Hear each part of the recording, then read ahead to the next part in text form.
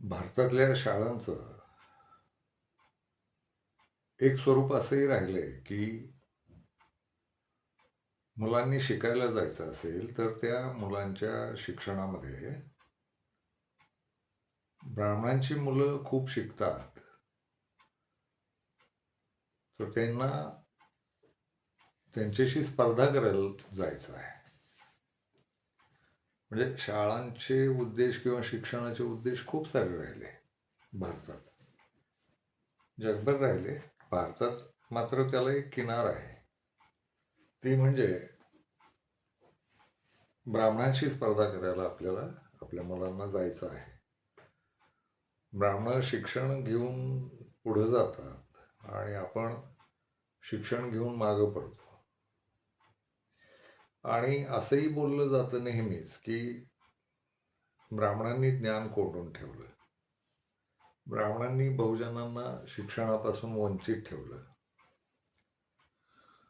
तर याचा सगळ्या इतिहासात लेखी पुरावा असा काही सापडत नाही. ब्राह्मण खऱ्या किंवा खोट्या हिशोबानुसार देशात 3.5% होते. बाकीचा मोठाच्या मोठा समाज हा खूप मोठ्या प्रमाणात होता. आणि ब्राह्मणांकडे शिक्षणाचं काय होतं, तर त्याचा एक पुरावा मिळतो. तो असा आहे, की ब्राह्मणांनी संस्कृत ही भाषा स्वतःची आहे अशी तिच्यावर मालकी जाहीर केली आणि संस्कृत शिक्षणापासून वंचित केलं पाहिजे, ठेवलं पाहिजे समाजाला, ब्राह्मणेतर समाजाला आणि ब्राह्मणांच्या स्त्रियांना सुद्धा. याचा मात्र लेखी पुरावा निश्चित सापडतो. ते लिहिलेलंच आहे. ब्राह्मणी वाङ्मयात ते लिहिलं गेलेलं आहे आणि ते सापडतं. पण मग प्रश्न असा निर्माण होतो, की संस्कृतमध्ये सगळं ज्ञान होतं का? संस्कृत भाषा आली नाही, तर ब्राह्मण सोडून जे इतर लोक आहेत, इतर जाती आहेत, जमाती आहेत, धर्म आहेत, यांचं काय बिघडणार होतं? संस्कृतमध्ये अशी कुठली ज्ञानं होती? आणि संस्कृत भाषा हीच एकमेव ज्ञानशाखा आहे, असं कुठं म्हटलं गेलं? मुळात संस्कृत ही फार अलीकडची भाषा आहे. भारतात ती गे इसवी सन 2000 इसवी सन शून्याच्या आधी 400 पासून यायला लागली. तर त्या भाषेत आहे काय? त्याच्या आधी भारतीय भाषा ज्या होत्या, अर्धमागधी, पाली, या भाषा अनेक ज्ञानाच्या गोष्टी सांगत होत्या. पालीमध्ये सगळ्या प्रकारची म्हणजे राजकीय पासून कारागिरी उद्योगापर्यंतची बरीच ग्रंथसंपदा आहे. ग्रंथसंपदा आहे. ज्याला आजकाल आपण जैन वाङ्मय म्हणतो, जे आता सहज सगळ्या भाषांमध्ये उपलब्ध आहे. ते अर्धमागधीमध्ये लिहिलं गेलं आणि त्याच्यात जे काही लिहिलं गेलंय ते तर इतकं विस्तृत आहे. त्यात माणसानं कसं जगलं पाहिजे हे तर आहेच आहे आणि मानवी अध्यात्म पण आहे. पण त्याच्याशिवाय व्यवहारी जगण्याचे असंख्य मुद्दे असलेले जैन वाङ्मय आहे, जे अर्धमागधीतलं आहे. आपल्याला ठळक माहिती असलेल्या संस्कृतच्या आधीच्या 2 भाषा आहेत, पाली आणि अर्धमागधी. त्यात बऱ्यापैकी ज्ञान होतं. मुळात पाली आणि अर्धमागधी नष्ट का झाल्या किंवा मागं का पडल्या आणि संस्कृत पुढं का आणली गेली आणि संस्कृत कुठल्या कारणांसाठी वापरली गेली, काय कारणांसाठी वापरली गेली? संस्कृतमधले ग्रंथ हे म्हणजे ते वेदपुराणं सोडल्यानंतर संस्कृतमध्ये जी काही साहित्यकृती किंवा नाट्यकृती किंवा अनेक गोष्टी लिहिल्या गेल्या, त्या बहुधा इथल्या मूळच्या अर्धमागधी आणि पाली भाषांमधल्या गोष्टींचे अनुवाद आहेत. त्यामुळे संस्कृतमध्ये फार मोठं ज्ञान दडलेलं होतं आणि काही काळ संस्कृत राहिली असेल. काही लेखक कवींची भाषा, ग्रंथकारांची भाषा. पण संस्कृत ही काही लोकभाषा कधीच नव्हती. तर अर्धमागधी आणि पाली मागं पडल्यानंतर लोक कुठल्या लोकभाषेत बोलत होते, हे पण पाहिलं पाहिजे. लोकभाषा यात जर महत्त्वाच्या असतील आणि बहुसंख्य लोकच ते बोलणार असतील, तर त्यातल्या ज्ञानाच्या गोष्टी कुठल्या होत्या? त्या ग्रंथ रूपानं आल्या का? त्या साहित्य रूपानं आल्या का? त्या शिलालेखांच्या रूपानं आल्या का? कुठल्या का होईना लिखित माध्यमात आल्या का? आणि त्यांचा ज्ञानासाठी वापर झाला का? हाही संशोधनाचा विषय आहे ना. याच्यावर फारसं काही मांडलं गेलेलं दिसतच नाही. आणि मग ज्ञान म्हणजे काय? हाही एक मुद्दा आहे. संस्कृतमध्ये मांडलेल्या तथाकथित दैववादी गोष्टी असतील किंवा तथाकथित समाजवादी गोष्टी असतील, समाजाच्या संदर्भातल्या गोष्टी असतील, या ज्ञानाच्या होत्या का? वेदांमध्ये फारसा धर्म लिहिला गेलेला नाही. देव तर सापडतच नाही. शेवटच्या वेदात काही सोडलं तर आधीच्या 3 वेदांमध्ये तर ते सापडत नाही. पुराणांच्या कथा मात्र कर्मकांड आणि धर्म याच्यावर बेतलेल्या आहेत आणि त्या नंतरच्या काळातल्या आहेत. मूळ मुद्द्यावर यायचं तर लोकभाषा होत्या आणि लोकभाषांमध्ये ज्ञान कुठलं होतं? तर ती याचा शोधच कधी घेतला गेलेला नाही. आणि लोक जे लोक लोकभाषा बोलत होते, त्यांच्या ज्ञानाच्या शाखा कुठल्या होत्या? त्यांना ग्रंथकार व्हायचं होतं का? त्यांना साहित्यिक व्हायचं होतं का? त्यांना अ, शास्त्री पंडित व्हायचं होतं का? त्यांचे जगण्याचे विषय कुठले होते आणि त्या जगण्याच्या विषयावर इथं काय काम झालं? मग ते लिखितात काय काम झालं? आणि ते ठळकच आहे. पुन्हा तेच साधे मुद्दे आहेत. शेतीबद्दल काही उपलब्ध आहे का? लोकभाषांमध्ये ग्रंथ उपलब्ध होते का? 1000-2000 वर्षात त्या पद्धतीचं काही लिहिलं गेलं का? कारागिरीचं काही लिहिलं गेलं का? कलांचं काही लिहिलं गेलं का? लोककलांचं काही लिहिलं गेलं का? ग्रंथ रूपानं, समीक्षा रूपानं, मार्गदर्शन रूपानं, अभ्यासक्रम म्हणून. तर ही चूक ब्राह्मणांची आहे का? आणि ती ब्राह्मणांची जबाबदारी आहे का? बाकीचा समाज काय करत होता? स्वतःच्या बाकीच्या समाजाच्या ज्या भाषा होत्या, त्या कुठं गडप झाल्या? त्या कागदावर का नाही आल्या? म्हणजे आधी एक वाक्य सांगून ठेवायचं आहे. आपल्याला नेहमी एक शिकवलं जातं, संस्कृत ही भारताची मूळ भाषा आहे आणि ती भारतीय सगळ्या भाषांची जननी आहे. याच्यासारखं खोटारडं वाक्य दुसरं काही नाही. तसं कधीही काही झालेलं नाही. संस्कृत भाषेनं हा दावा कधीच केलेला नाही. नंतरच्या त्या काही वर्चस्ववादी लोकांनी हे पिल्लू दिलं सोडून आणि आपण ते गृहीत धरलं. आणि मग ती जननी भाषेला विरोधही कधी झाला नाही. भाषाशास्त्रात याचा उलगडाच होत नाही की जननी भारतातल्या सगळ्या भाषांची जननी संस्कृत आहे म्हणून. कुठेही सापडत नाही भाषाशास्त्रात याचा पुरावा. पण हे विधान आपण समाजात लोकप्रिय करून टाकलं आणि ते घोकत बसलो आणि बरेच घोळ घालत बसलो. या संस्कृत भाषा जननी आहे सगळ्या भाषांची. यातनं सुद्धा पुन्हा लोकांना आधार मिळाला की ब्राह्मणांनी आम्हाला शिकूच नाही दिलं. मूळ मुद्दे असे आहेत की होत्या त्या भाषा कुठं गायब झाल्या? लोकांच्या भाषा कुठं गायब झाल्या? त्या लिखितात का नाही आल्या?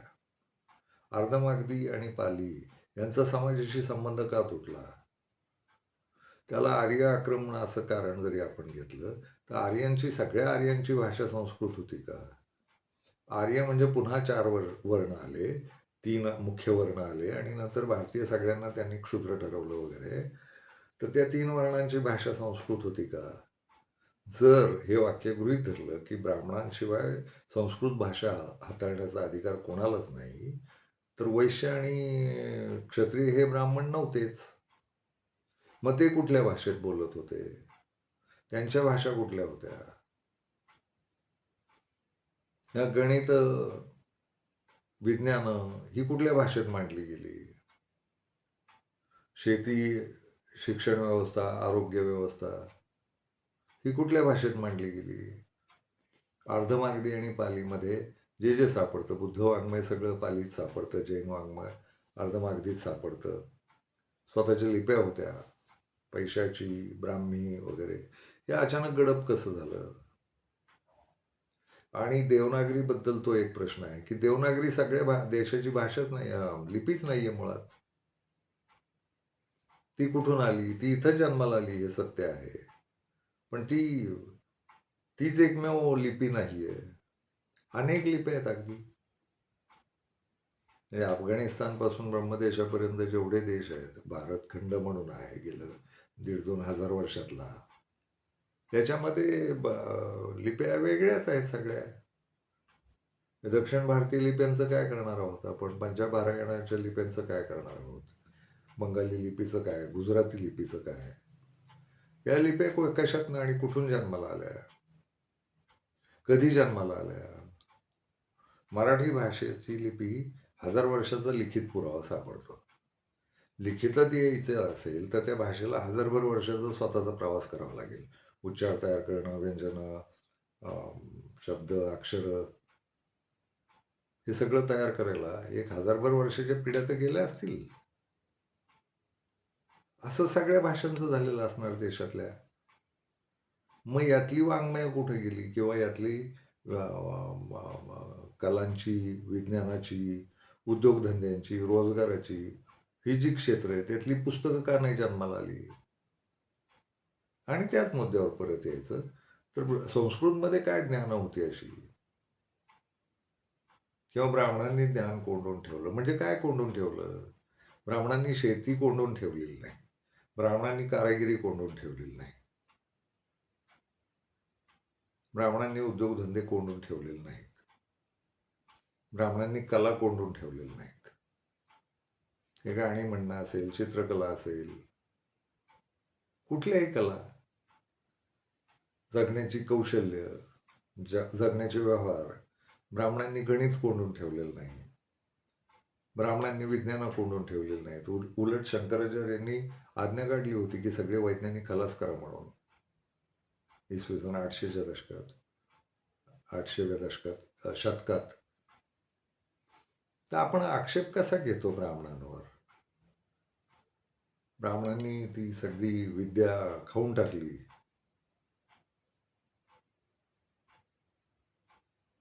तर या क्षेत्रांची ज्ञान, विज्ञान, साहित्य, पुस्तकं, पाठ्यपुस्तकं, अभ्यासक्रम जन्माला का नाही आले?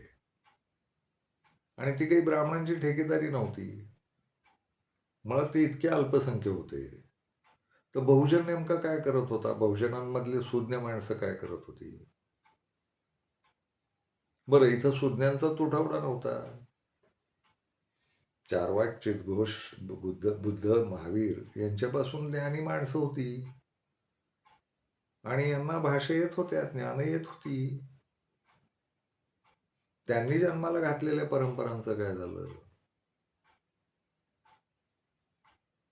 बरं, त्यांच्याकडे सगळ्या प्रकारचे लोक होते. त्यांच्यात ब्राह्मणही होते आणि बहुजनही होते खूप सारे. सगळ्या कलांमधले शेतकरी होते सगळे. मग याचा प्रवास कुठं आहे नेमका? तर तो प्रवास कुठं खंडित झाला? का खंडित झाला? बहुजनांनी याच्याकडे लक्ष का नाही दिलं?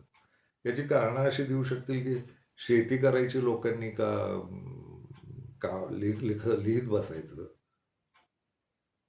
शेती अशी कुठं वर्षभर 12 महिने 24 तास करावी लागते?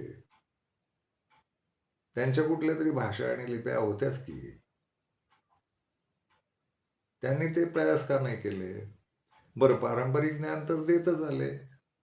मुळात ज्ञान या शब्दाची व्याप्ती ही पाठ्यपुस्तकं किंवा लिखित पुस्तकांपुरतीच का करतो आपण? ज्ञानाची व्याप्ती तर प्रचंड आहे. प्रचंड आहे. साहित्य, नाटकं आणि पुस्तकं यांच्या बाहेर विपुल ज्ञानाच्या शाखा आहेत, कित्येक आहेत ना. सोनार आहे, सोनारांच्या एकूणच जगण्याच्या कलाकुसरी यांचं कुठलं पुस्तक आहे आणि कुठलं ज्ञान आहे? त्या ज्ञानाची पुस्तकं का नाही झाली? बरं, ते ज्ञान येत होतं, पारंपरिक का होईना येतच होतं ना, ते ज्ञान आहे. फार किचकट ज्ञान आहे ते. ते परंपरेनं शिकत राहिले, जाती झाल्या वगैरे, वगैरे सगळं मान्य आहे. पण त्याला ज्ञान नाही म्हणायचं का? तांबट भांडी करतात, भांडी बनवतात, धातू बनवतात. तर धातुशास्त्राचं काय? असं कितीतरी आहे ना हो. शेकडो प्रकार आहेत आणि हे सगळे ज्ञानाचे प्रकार होते. याच्यावर काहीतरी एक नवी मांडणी झाली पाहिजे किंवा नवी संशोधनं झाली पाहिजेत, असं मला वाटतं. कदाचित मी चुकीचंही बोलत असेन, पण चुकीचं बोलण्यासाठी का होईना, चुकीचं ठरवण्यासाठी का होईना याच्यावर सुद्धा संशोधनं झाली पाहिजेत ना हो. येऊन जाऊन त्या ब्राह्मणांच्या नावानं आम्हाला विद्या नाही. काय एक आहे मात्र, ब्राह्मणं ही त्या त्या काळातल्या ज्या राजसत्ता येत राहिल्या, त्या राजसत्तांची भाषा तातडीनं शिकून तिथं चाकरीला गेलेले दिसतात. पण गमतीचा भाग असा आहे, की देशात पुन्हा ब्राह्मण राजे फार कमी झालेले आहेत. आणि एकूण धर्मशास्त्रानुसार ब्राह्मणाला राजा होण्याची परवानगी नाही. त्यांच्या धर्मानुसार, ब्राह्मण धर्मानुसार आज्ञा अशी आहे, की ब्राह्मणानं राजा व्हायचं नाही, क्षत्रियानं राजा व्हायचं. झाले असतील काही चुकून ब्राह्मण राजे, तर त्यांनी त्यांच्याच ब्राह्मण धर्माविरुद्ध बंडखोरी केलं असं म्हणता येईल. आणि त्याची उदाहरणं किती आहेत या देशात. किती ब्राह्मण राजे झाले. पुष्यमित्र शुंगापासून याचा अर्थ त्यानं धर्माशी प्रतारणच केल्याचा अर्थ आहे तो. तर असे सगळे राजे जर शोधले तर इथं क्षत्रिय राजे होते किंवा वेगळ्या धर्मांचे राजे होते. त्यांच्यामध्ये ब्राह्मण जमून त्यांची भाषा शिकून चाकरीला लगेचच लागत होते. हा सगळा इतिहास आहे. म्हणजे मुस्लिम राजे म्हणवतो आपण, ब्रिटिश राजे, डच, फ्रेंच, पोर्तुगीज लोक आले आपल्याकडं आणि त्यांच्या त्यांच्या भाषा शिकून ब्राह्मण तातडीनं गेले. पण इतरांनाही संधी होतीच किती. यातला थेटच उल्लेख करायचा, ब्राह्मणांशी स्पर्धा करणारी ब्राह्मण नसलेली एक जमात आली आणि तिनं या देशावर राज्य सुद्धा केलं आणि ती लेखणीत सुद्धा पटाईत होती. तिचं नाव काय असतं आपल्याकडं. त्या कायस्थांचे वेगवेगळे प्रकार आहेत देशभर. कायस्थांनी तर इसवी सनाच्या पहिल्या शतकात दिल्लीवर राज्य केलं आणि कायस्थांचं प्रमाण भरपूर आहे भारतात. ते राजेही झाले, लेखनिकही झाले, कलावंतही झाले. कायस्थांनी टक्कर दिली ब्राह्मणांना. कायस्थांची हे आले ग्रीसमधून. इथे भारतीय भाषांमध्ये भोळले हे लोक. राजदरबारी तेही होते. आपल्याकडचं महाराष्ट्रातलं किंवा मराठी पट्ट्यातलं का नर्मदेच्या खालचा आणि कावेरीच्या वरचा हा मराठा प्रांत आहे. महाराष्ट्र मराठा म्हटलं जायचं, मराठी प्रांत. इथं महार जातीचे लोक राजकारण्यांबरोबर त्या त्या राजघराण्यांबरोबर कामाला जात होते. तर बुद्धापासून हे काही सगळे ब्राह्मण नव्हते ना. ते या ज्ञानाच्या परंपरा चालत आल्या. कितीतरी संप्रदाय उभे राहिले. हे ब्राह्मणांनी उभे केलेले संप्रदाय नाही आहेत. हजारभर वर्षातला 27-28 पंथांचा कारभार दिसतो आपल्याकडे. हे लिहिणारे लोक होते ना यांच्याकडे. त्या संप्रदायाचं जे वाङ्मय आहे ते त्यांनी लिहिलं. ब्राह्मणाचं ब्राह्मण यांच्यात खूप कमी राहिलं. 27 संप्रदायच मुळात ब्राह्मणी व्यवस्थेच्या विरोधात उभे राहिले. ती जी माणसा-माणसात भेद करणारी व्यवस्था आहे, त्या व्यवस्थेला विरोध करण्यासाठी भारतातले 27 समन्वयाचे पंथ उभे राहिले. त्या समन्वयाच्या पंथांनी आपली तत्वज्ञानं मांडली, आपले भक्तिगीतं मांडली. तर ही काही ज्ञानाची परंपरा नाही का? यांचं अध्यात्म आहे, यांचं ज्ञान आहे. तर ते मांडलं गेलंय ना. हे वारकरी संप्रदायाचं वाङ्मय घ्या. नामदेव महाराजांच्या काळात 2,500 संत कवी तयार केलेले होते आणि ते सगळे बहुजन होते. ज्ञानेश्वर हे ब्राह्मण म्हणून गणले गेले नाही. त्यांचं यज्ञोपवीत नव्हतं आणि मुंज झालेली नव्हती. म्हणून त्यांना ब्राह्मण म्हटलं गेलं नाही. ती मोठी परंपरा आहे. चक्रधरांच्या बाबतीत असं म्हटलं जातं की ते गुजराती राजकुमार होते आणि ब्राह्मण होते. ही कथा मला फारशी खरी नाही वाटत. ते शोधावं लागेल. कारण मग शेवटी एका ब्राह्मण राजानं खून केला त्यांचा. तर चक्रधरांच्या याच्यातही भट-बीट आडनाव माहीम भटांनी लीळाचरित्र लिहिलं. पण महदाईसा वगैरे अशा हे सगळे बहुजन लोक आहेत.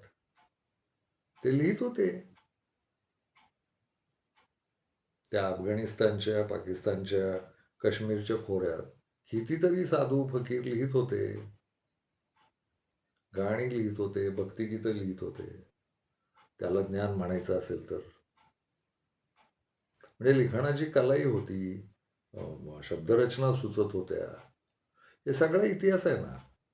सारखा त्या ब्राह्मणांवर का ठेपा ठेवत आहोत आपण? तर मला वाटतं भाषाशास्त्रीय आणि ज्ञानशास्त्रीय दृष्ट्या सुद्धा एकदा नव्यानं मांडणी करून पाहिली पाहिजे. काय चुकलं आपलं?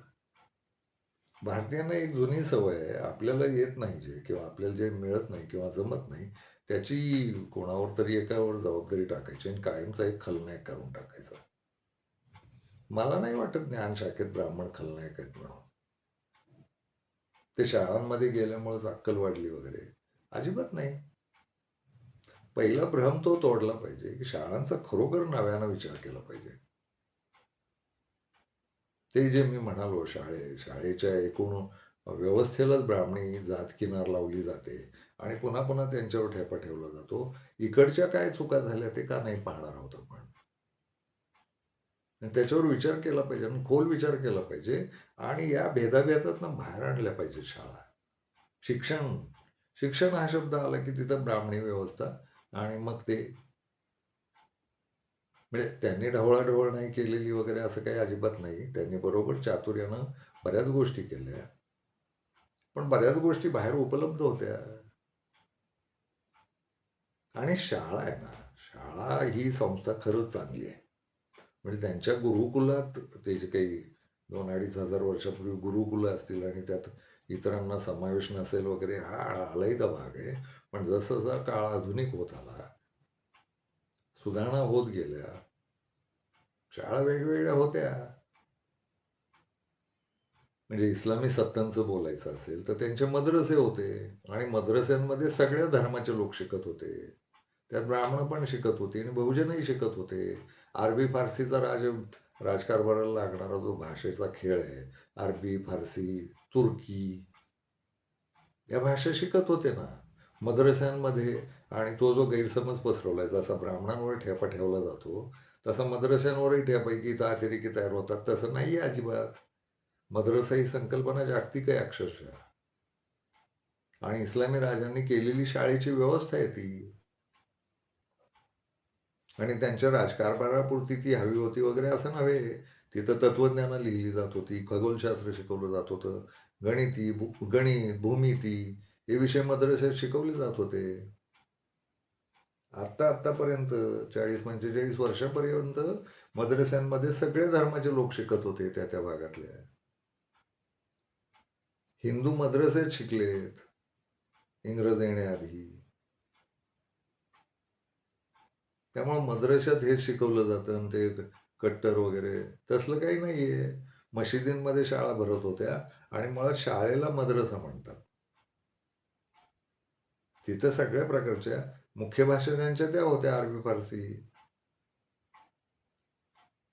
आणि स्थानिक भाषाही शिकवल्या जात होत्या आणि स्थानिक भाषा गेलेल्या नव्हत्या.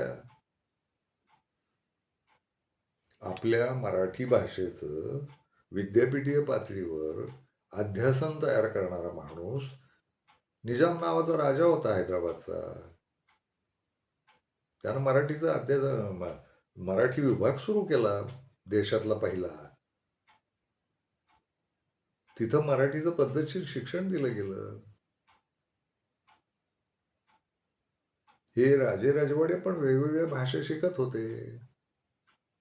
त्या हैदराबादच्या निजामाची राजभाषा तेलुगू, उर्दू आणि मराठी होती. अहमदनगरच्या निजामाची भाषा राजभाषा मराठी होती.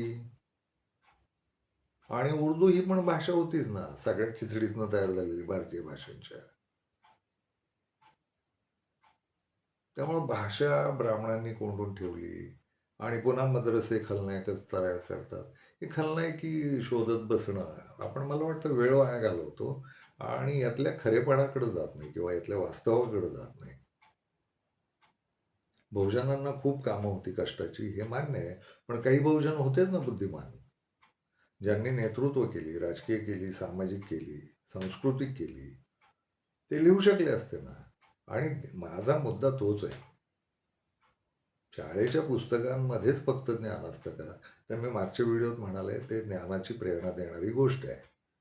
पण ज्ञानाच्या शाखा बाहेर ढिगाण आहेत ना, ज्या माणसाला प्रत्यक्षात जगवतात. कारखाने कसे उभे करावेत याच्यावर काही पुस्तक आहेत का? आपण ज्यांना बारा बलुतेदार म्हणतो आणि बारा बलुतेदारांकडे स्वतःच्या कला आहेत. त्या स्वतःच्या कलांचं त्यांचं काय लिखितात आलं किंवा त्यांची काय पारंपरिक घरात शिकवत राहिले, त्यांनी का नाही बाहेर शिकवलं? आणि ब्राह्मणांनी समजा या जाती कोंडून ठेवलं की तू याच जातीत राहायचं. पण यांनी स्वतःच्या जातीबाहेर आपली ज्ञानशाखा का नेली नाही स्वतःच्या कलांची, कौशल्यांची? किती प्रकार आहेत ना. पत्र्याचं काम करणारे, घिसाडी लोखंडाचं काम करणारे, किती मोठं ज्ञान आहे ते. त्यावेळेचं तंत्रज्ञानच आहे ना ते. मानवी बळावर चालणारं. आगी आणि माती आणि जमीन, खनिज यांच्या जीवावर चालणारं. खनिजांबद्दलची माहिती आहे. ती या लोकांना होती. तर हे ज्ञान नाही का? त्याची काही एक शिस्त आपण बसवली नाही आणि इंग्रज आल्यानंतर आपल्या लक्षात आलं की इंग्रजांनी ती स्पर्धा लावून दिली की तुम्हाला शिकावं लागेल. वाईट काही झालं नाही. म्हणजे फुले जे आग्रह करत बसले, आंबेडकर जे आग्रह करत बसले की शिक्षण घ्या, शिक्षण घ्या, वाईट नव्हता तो. पण त्यांच्या त्या म्हणण्यात बाकीच्या समाजानं जे अर्थ काढले की तेवढीच एक विद्या खरी, मला नाही योग्य वाटत ते. आपण चुकलो आहोत. बाकीच्या विद्याशाखांकडे आपली नजर नाही गेली आणि आपण त्या विद्याशाखांचा पद्धतशीर अभ्यासक्रम करणं, जातींमध्ये कोंडून असलेल्या विद्याशाखा बाहेर काढणं. ब्राह्मणांनी भलेही जाती लादल्या असतील, नाकारायचा अधिकार होता आणि नाकारल्याची उदाहरणं दिसतातच ना. जात फाट्यावर मारून जगणारे लोक होतेच. ते या सगळ्या 2,500 वर्षातल्या विचारवंतांनी, समाजाला मार्गदर्शन करणाऱ्या लोकांनी विद्या या पण आहेत आणि यांना प्रतिष्ठा दिली पाहिजे असं का नाही म्हटले? कोणीतरी तुम्हाला येऊन क्षुद्र म्हणतं, तुम्ही कशात क्षुद्र होता? तुम्हाला ते एवढ्या आवडहव्या कला येत होत्या, एवढे बारकावे माहिती होते, तुमच्या भाषा होत्या स्वतःच्या, त्या ज्ञानाच्या मांडण्या व्हायला पाहिजे होत्या. म्हणजे मला संशय असा येतो आणि तो संशय म्हणूनच बोलतो, त्याला वास्तवाचा आधार नाही. हे भक्ती संप्रदायांनी 27 संप्रदाय उभे राहिले. या संप्रदायांनी सगळ्यांना अध्यात्म आणि भक्तीकडे नेल्यामुळं काही कलांचं आणि या जातीय पारंपरिक कलांचं वाटोळ झालं काय, असा एक संशय यायला लागतो आता बोलताना. त्यांच्यामुळे हे काही मागं पडलं का? कारण बहुतेक जण याच नादाला लागले. याचा पंथच तयार झाला नाही. कामगार कसे तयार करावेत, कारागीर कसे तयार करावेत, याचं व्यापक काहीच तयार झालं नाही. म्हणजे जाती-जातींमध्ये अडकून पडलेल्या कला आणि भक्ती संप्रदायात अडकलेले विचारवंत सगळे. याच्यात काही गोंधळ झाला का? हाही एक प्रश्न निर्माण होतो ना. तो आक्षेप म्हणून नाही बोलत आहे मी. पण याचाही एकदा विचार झाला पाहिजे, की ज्यांना अक्कल आहे, बोलता येतं, लिहिता येतं, कवनं करता येतात, त्यांनी भक्ती मार्गाकडेच नेलं काय लोकांना. आणि या जाती अडकून पडल्या आणि मग ते जातीभेदाचं भांडण याच्यात साहित्यात दिसतं त्यांच्या. म्हणजे सामाजिक शास्त्रज्ञांच्या साहित्यात मांडलेलं आहे. भौतिकांनी ते मांडले. वारकरी संप्रदायानं मांडले. महानुभाव वाङ्मयात दिसतं ते. सुफींच्या वाङ्मयात दिसतं. लिंगायतांच्या वाङ्मयात दिसतात. सुधारणावाद आणि हे सगळं. तर आपण जाती बळकट केल्यामुळं ते वाटोळं झालं काय आपल्या ज्ञानशाखांचं. त्याच्या मी शेती, कारागिरी, उद्योगधंदे, व्यवहार, व्यापार यांचं बोलतोय. या ज्ञानशाखा होत्या कलाकौशल्याच्या. पाथरवटांच्या कलेबद्दल कुठलं पुस्तक आहे का उपलब्ध जुनं? शेतीशास्त्रापूर्वीचं शेतीशास्त्रावरचं 600 वर्षाचं एक पुस्तक, 600 वर्षापूर्वीचं एक पुस्तक सालारजंग म्युझियममध्ये आहे. ते संस्कृतमध्ये आहे.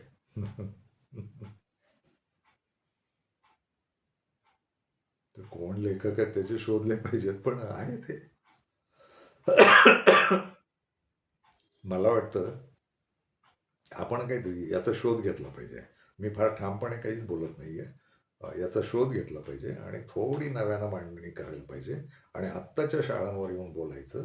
तर आत्ताच्या शाळांनी सुद्धा ते जे काही पारंपरिक विषय आहेत ते याच्यात घेतले पाहिजेत. ज्ञान हे फक्त भाषा शिकणं याच्यात नाहीये. मला रोजगाराला जाणाऱ्या मुलांच्या, डिग्र्या मिळवणाऱ्या मुलांच्या त्या ज्या अडचणी आहेत ना, त्यांची मानसिकता अशी केली जाते, की डिग्री म्हणजे ज्ञान आणि डिग्री ज्याची घेतली त्याच्यातच नोकरी मिळाली पाहिजे. तर मला नाही वाटत. डिग्रीत जे ज्ञान मिळालंय त्याचं व्यावसायिकीकरण करता आलं पाहिजे. त्याचा रोजगार निर्मितीसाठी उपयोग करता आला पाहिजे. नोकरी एवढाच एक मार्ग नव्हे. त्याचे हजारो प्रकारचे धंदे असू शकतात. कुठल्याही डिग्रीच्या पुढं सुरू होणारे. एवढी समज फक्त द्यायची होती. मुळात शाळांमधलं शिक्षण हे ब्राह्मणांविरुद्ध लढण्याचा हत्यार आहे. याचा खेळ ब्रिटिशांच्या काळात सुरू झालेला होता. पण ते खरंच गरजेचं होतं का? याचा एकदा इतिहास तपासून पाहिला पाहिजे. बाकीचे लोक इतर ज्ञानशाखांना स्वतःही क्षुद्र किंवा दुर्लक्षित किंवा दुय्यम समजत होते का? आणि ब्राह्मणांना येणारं ज्ञान हे प्रथम क्रमांकावर आहे असं मानत होते का? याचाही शोध घेणं गरजेचं आहे. मला नाही वाटत की ते त्यांच्या हातात ती लेखणी होती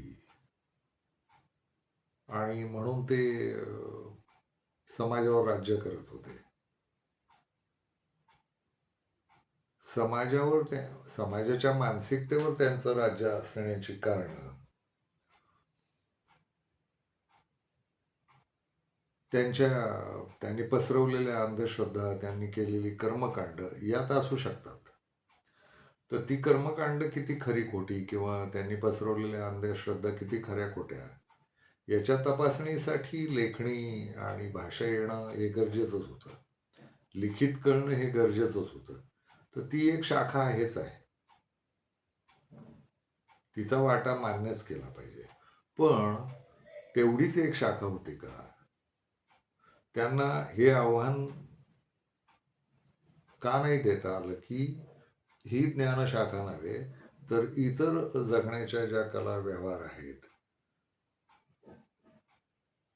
ते ज्ञानशाखांमध्येच येतात आणि त्याचा विकास व्हायला पाहिजे होता, असं ते वाटत राहतं.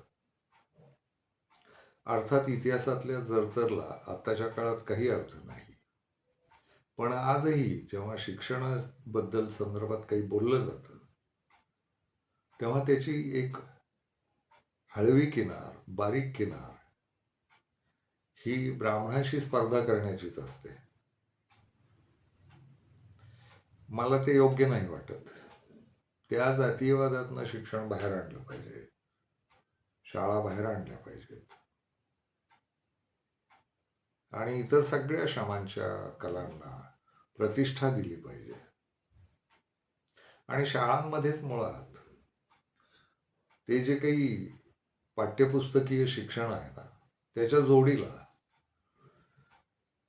कलाकौशल्य आहे, कारागिरी आहे, जगण्याचं तंत्रज्ञान आहे, अभियांत्रिकी आहे.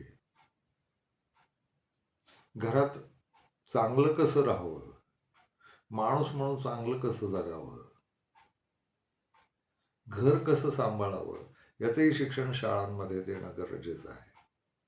नातेसंबंध आहेत, भावनाशीलता आहेत, आपुलकी आहे, नैतिकता आहे आणि त्याच्या बाजूला मेंदू कलात्मकरित्या, सांस्कृतिकरित्या तगडा होईल याचंही शिक्षण दिलं गेलं पाहिजे. विज्ञान शिकवलं गेलं पाहिजे. त्या ज्ञानशाखा आहेत. शाळांमध्ये जे जे अवांतर चालतं ना, ओझं म्हणून मुलांवर जे लादलं जातं, हे पण शिका, हे पण शिका, हे पण शिका, तसं करण्यापेक्षा वयाच्या 8व्या वर्षापासून मुलांवर त्यांच्या आवडीचं काय असेल किंवा त्यांच्या कारकिर्दीसाठी काय पूरक ठरेल याचा विचार आईबाप आणि शिक्षक यांनी केला पाहिजे आणि त्या मुलाच्या त्या विशिष्ट आवडीवर लक्ष देत त्या मुलाला त्याच क्षेत्रात जास्तीत जास्त मोठं कसं होता येईल, जास्तीत जास्त ज्ञानी कसं होता येईल याच्यावर फार लक्ष दिलं पाहिजे. शिक्षणाची एकूणच आपली भरकट झाली असं मला वाटतं आणि फार गोंधळ आहेत. इतके सगळे विषय शिकून करायचंय काय हा मुख्य मुद्दा आहे. तर एका विषयावर लक्ष देता येणं मुलांच्या बाबतीत आणि मुलांना त्या पद्धतीनं फार ज्ञानी म्हणून वाढवणं, त्या ज्ञानशाखेचा ज्ञानी म्हणून वाढवणं, मग त्यातलं साहित्य असेल, त्यातलं अ, अ, कार्यानुभव असेल, अशा पद्धतीनं त्या मुलाला वाढवत राहणं.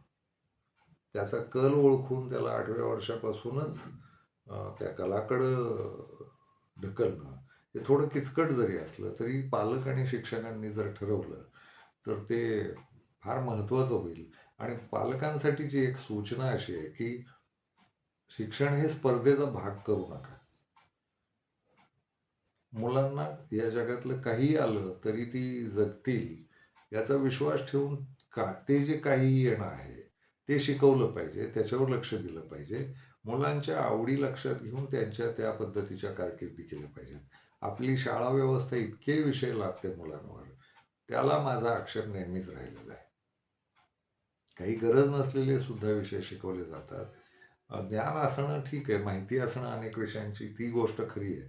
पण ज्ञानी होणं एखाद्या गोष्टीचं हे त्या मुलाच्या आपलं 5 ते 25 या वयोगटात मुलं सगळी भरमार करून सगळ्या बाजूनं हे पण कर, ते पण कर आणि मग नंतर काहीच येत नाही त्यातलं धडकं. तर त्याला एका विशिष्ट कुठल्या तरी विषयाचं त्याच्या आवडीच्या, त्याच्या जगण्याला पूरक ठरणाऱ्या, मग ते पारंपरिक कला असतील, तुमच्या घरातल्या कला असतील, ते शिकवणं आणि त्यातली पुस्तकं, त्यातलं कार्यानुभव, त्यातला अनुभव आणि त्यातला त्याला ज्ञानी करणं, असं मुलावर लक्ष ठेवून पालक आणि शिक्षकांनी केलं पाहिजे. आणि शिक्षकांना त्या शेवटची सूचना अशी आहे, ती फार गंभीर आहे, की शिक्षकांना आहे ना फक्त शिकवण्याच्या कामाला ठेवलं पाहिजे. भारतात शिक्षक हे शिक्षकी पेशेपेक्षा गुलाम म्हणून जास्ती वापरले जातात असं दिसतंय आणि आता तर ते खाजगी शाळा असतील किंवा सरकारी शाळा असतील, पण शिक्षक हा वर्ग सरकारच्या आणि समाजाच्या इतर कामांमध्येच जास्ती गुंतवला जातो. 48 वेगवेगळ्या प्रकारची कामं वर्षभर करायला लावली जातात. त्याला कागदं खरडायला लावली जातात. जनगणना करा, अमकं करा, तमुक सर्वे, तमुक अहवाल. खूप कामं शिक्षकांच्या मागे लावलेली असतात. तर सरकार नावाची जी काही एक यंत्रणा आहे ना, तिनं शिक्षकांना बाजूला काढलं पाहिजे या सगळ्या कामांमधनं आणि शिक्षकांना एखाद्या पालकासारखी सगळी मुलं वाढवू दिली पाहिजेत. शिक्षकांना फक्त मुलांचं व्यवधान असलं पाहिजे. शिक्षक भलती-सलती कामं करत बसतात आणि त्यांच्या मूळ शिकवण्याकडे त्यांना किती वेळ देता येतो. तर मुलं आणि शिक्षक हे आयुष्यभर एकमेकात रमले पाहिजेत, एवढंच त्यांचा हे राहिलं पाहिजे, उपयोग राहिला पाहिजे. इतर अवांतर कामासाठी देशात लोकसंख्या अफाट आहे हो. त्या-त्या यंत्रणा त्या-त्या लोकांना तयार करून वापरू शकतात ना. ते तात्पुरत्या स्वरूपात वापरतील मनरेगासारखं किंवा अ, कायमच्या नोकऱ्या देतील किंवा सरकारी नोकर म्हणून घेतील. एवढी बेरोजगारी आहेच आहे देशात आणि अ, बाकीची जी काही कामं करायची त्याची कौशल्य शिकवून हे करता येऊ शकतं. यंत्रणा तयार ठेवता येऊ शकते ना. शिक्षकच आणि पोलीस आणि शिक्षक अक्षरशः सरकारी गुलामांच्या पातळीवर वापरले जातात. पोलिसांना फक्त पोलिसांचं काम करू दिलं पाहिजे. त्यांना ते अवांतर पैसे गोळा करणं वगैरे या कामाला कशाला लावलं जातं? आणि त्यातही जर धर्मजातीच आहे. धर्मजातींच्याच संरक्षणासाठी आणि बंदोबस्तासाठी वर्षाचा त्यांचा 8 महिन्याचा काळ जातो. रोजच्या तक्रारी ऐकायला वेळ नाही त्यांना आणि शिक्षकांचे तर हाल काही विचारायलाच नको. खरं तर ही शिक्षकांची कामं बंद केली पाहिजेत. अवांतर कामं. त्यांना शाळांमध्ये रमू द्या ना. तेही एका अर्थानं पालक आहेत. त्या एवढ्या सगळ्या संख्येचे. तुमच्या घरात 1-2च मुलं असतात. त्यांना प्रत्येक वर्गातली मुलं सांभाळायची, एक शाळेतली मुलं सांभाळायची. तर त्या मुलांमध्ये रमू द्यावं ना. खेळ हा विषय राहतो. खेळात कारकिर्दी होऊ शकतात. खेळावर लक्ष दिलं पाहिजे शाळांनी. शिक्षक मोकळा सोडला पाहिजे. मग तो मुलांमध्ये रस घेईल. प्रत्येक मुलाची त्याची नीट ओळख होईल. प्रत्येक मुलाच्या मानसिकतेची त्याची नीट ओळख होईल आणि तो आणि अ, पालक हे मिळून मुलाचं भवितव्य ठरवू शकतील. ते पाठ्यपुस्तकात ज्ञान आहेच आहे.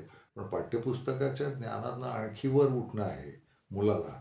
तर त्याला अ, शिक्षक आणि पालक वेळ देऊनच उभे राहिले पाहिजेत आणि शिक्षकांना जास्ती वेळ दिला पाहिजे शिक्षकी कामाला. ती एक गंभीर सूचना करायची होती. याच्याकडं बोललं जातं खूप वेळा. शिक्षकांच्या संघटनात पण आहेत, पण त्याही काही करत नाहीत.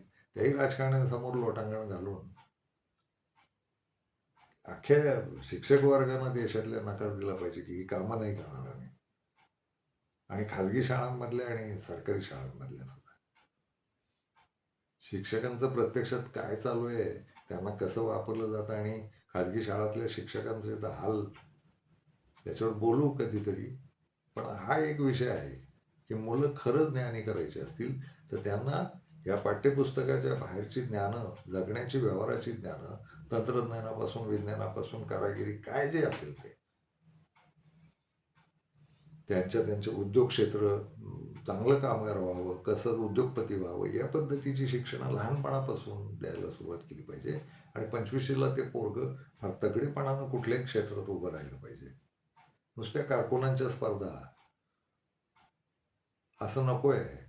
जगात जेवढी विस्तृत क्षेत्र आहेत, मुलांनी आवडीनं तिकडे गेली पाहिजेत. कलांचे शेकड्यांनी प्रकार आहेत, तंत्रज्ञानाचे शेकड्यांनी प्रकार आहेत. आणि आता तर खूपच नवीन आधुनिक तंत्रज्ञान आलीत. तंत्रज्ञान ही सतत विकसित होत राहणारी गोष्ट आहे. त्याच्यात घुसवा ना मुलं. ती ब्राह्मणांची स्पर्धा सोडा. ज्ञानी होण्यासाठी ब्राह्मणांकडे ठेकेदारी नाही ज्ञानाची.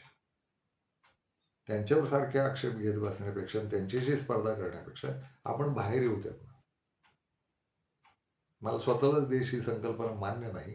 पण आहे आत्ता एक देश. देशाची एक अ, अ, बांधणी आहे. तर मग या देशातल्या अ, भारत नाव आहे त्याचं, तर भारतीय म्हणून मुलं तयार होतील, याच्यावर जास्ती लक्ष दिलं पाहिजे असं मला वाटतं. कुणाशी तरी जातींची स्पर्धा, जातवाद आणि धर्माची स्पर्धा हे करत बसण्यापेक्षा मुलं माणूस म्हणून, चांगली बुद्धिमान माणूस म्हणून, ज्ञानी, कलावंत माणूस म्हणून, तंत्रज्ञानी माणसं म्हणून अशी तयार झाली पाहिजेत. उद्योगधंद्यात, व्यापारात पुढे जाणारी माणसं झाली पाहिजेत. शिक्षण व्यवस्थेचा पूर्ण नव्यानं अभ्यासक्रम बदलून विचार केला पाहिजे. शाळा बदलल्या पाहिजेत, अभ्यासक्रम बदलला पाहिजे, पद्धती बदलल्या पाहिजेत. हे कळवळून वाटतं. धन्यवाद.